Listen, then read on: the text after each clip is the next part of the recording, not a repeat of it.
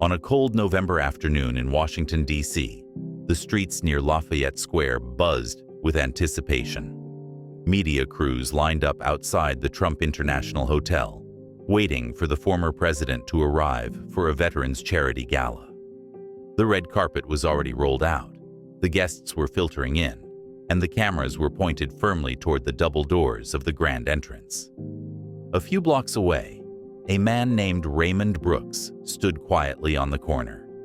He wasn't holding a sign. He wasn't panhandling. He was simply standing, tall, composed, wrapped in a faded army jacket with medals stitched across the chest. His beard was overgrown. His boots were scuffed. His gaze was fixed on the horizon, but his thoughts were heavy. Raymond was a Marine Corps veteran, once stationed in Iraq.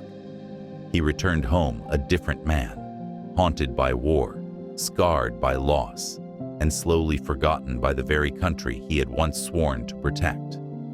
A bad knee, untreated PTSD, and a failed support system had pushed him into homelessness. For nearly 2 years, Raymond had lived on the streets, mostly invisible. But that day, something inside him stirred. He had heard that Trump, a man known as much for his controversies as for his unpredictability, was just down the road. "I don't care about politics," Raymond mumbled to himself. "I just need someone to see me." He walked slowly toward the hotel, leaning on a cane, passing lines of people without making eye contact. When he reached the edge of the red carpet, a security guard raised a hand. "You can't stand here, sir." Raymond simply nodded and stepped aside, just enough to stay in sight, but not in the way. Minutes passed. Then a black SUV pulled up. Cameras clicked. Reporters surged forward. Donald Trump stepped out, flanked by aides, wearing a black overcoat and a navy tie. He waved, smiled, and walked toward the doors. And that's when Raymond raised his voice.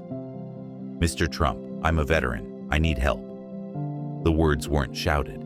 They weren't aggressive. They were steady, honest. Trump paused mid-step. At first, it seemed like he hadn't heard. Then he turned. He looked directly at Raymond. "What's your name?" he asked. The crowd fell silent. Reporters lowered their mics. "Raymond Brooks, U.S. Marine, Iraq." There was a beat of hesitation. Then Trump stepped off the red carpet and walked toward him. Secret Service followed in tight formation, confused and alert. Trump extended a hand. Raymond shook it. "What do you need, Marine?" Trump asked. "A chance," Raymond replied. "Just a chance to get back on my feet." Trump nodded, then turned to one of his aides. "Get his information. Everything.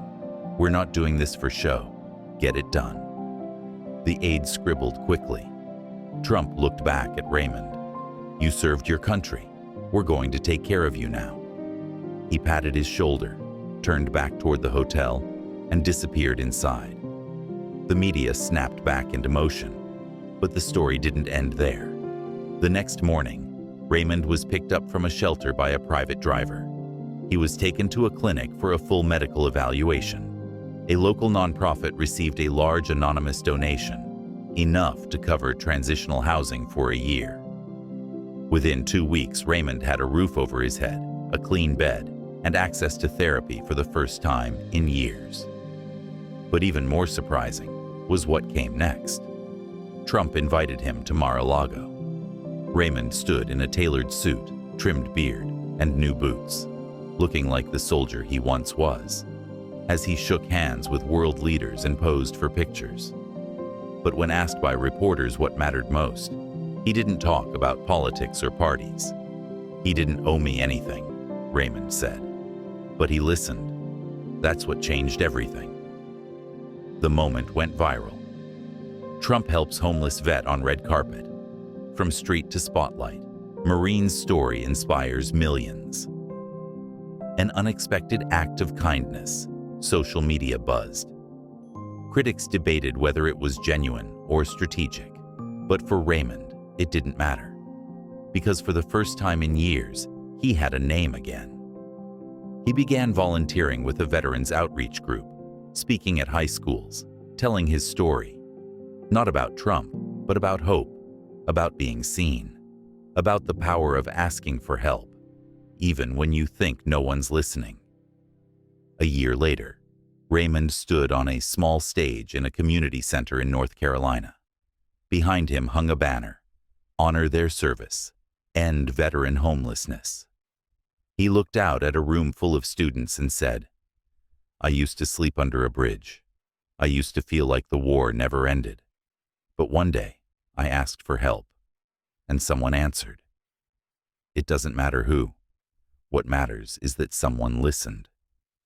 And that, more than the cameras, the headlines, or the handshake, was the moment that truly changed everything.